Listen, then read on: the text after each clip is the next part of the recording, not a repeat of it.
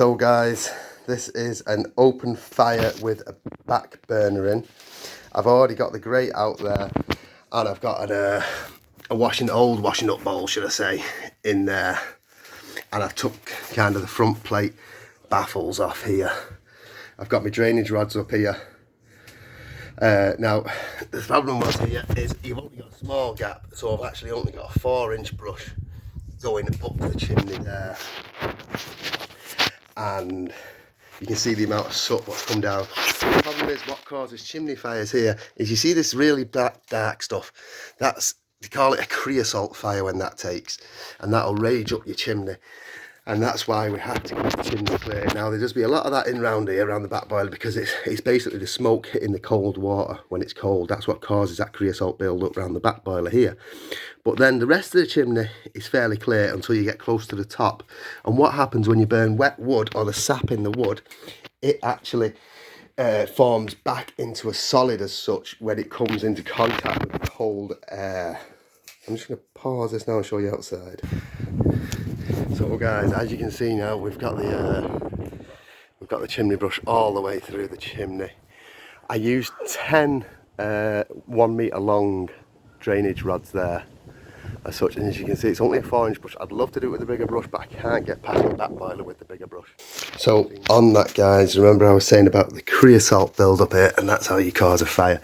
Just in case any of you are unfortunate enough to have a chimney fire, I'd advise the first thing you do is ring the fire brigade, obviously, but on the off chance that it might take a while, the first thing you need to do is put the fire out at the source at the bottom.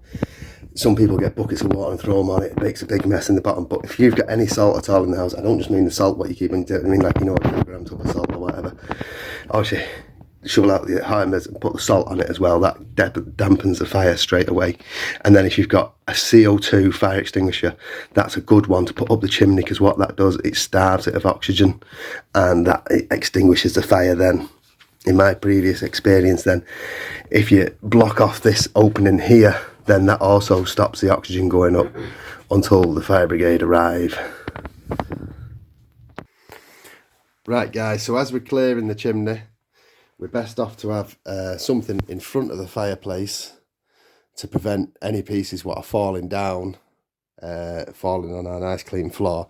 And I've actually, very lucky, I've actually got an old Henry Hoover here what I use for these sort of jobs.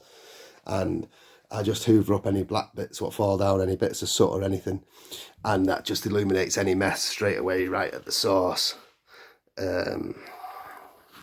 So what we do when we do the chimney is we just give it some sort of, just go up and down with our rods, and as we get to a sort of stage where we need to get to, where we need to put another rod on, we just put another rod on, and what we do, we just turn that in a clockwise motion. So I'm just going to pause the phone there just while I turn this in a clockwise motion, so I'm filming this on my own. Right guys, so another good idea is, when I'm cleaning it out, I'm just thinking, this creosote stuff's what stuck to my back boiler, surely it's making it less efficient. So what I'm going to do, I've got this cheap set here, it's only out of the pound shop, this or something. I'm just going to put these cups on to my Milwaukee drill. Put that in there and tidy it up. So we've got that in there. We've got it on the 2nd speed, so we can drill there. Now I don't know how efficient this is going to be or anything, so that's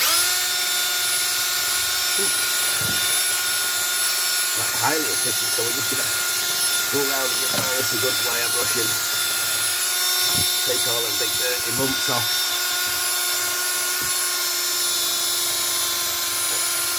That'll keep our back boiler nice and clean.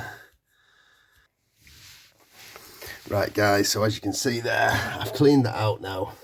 You can see there is still a bit of stuff up at the back there. Now I could get a screwdriver and knock that off, but I don't really want to do that, because these are they're still very fragile as such, especially when you think about it. This one could have been in this house for longer than me and you are about anyway, but you know, it's